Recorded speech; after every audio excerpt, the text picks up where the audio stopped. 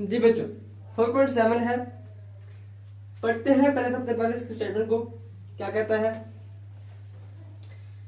एक picture frame दो अमूदी डोरियों से लटका रहा है। एक पिक्चर फ्रेम है, दो डोरियां है, लटका हुआ है। डोरी में जो टेंशन है पड़ी T1 कितना है 3.8 न्यूटन और जो T2 है वो है 4.8 Newton.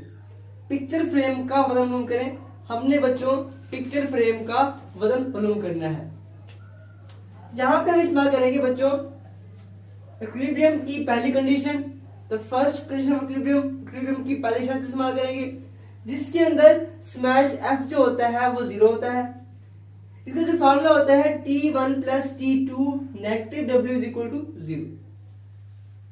T1 plus T2 minus W is equal to 0।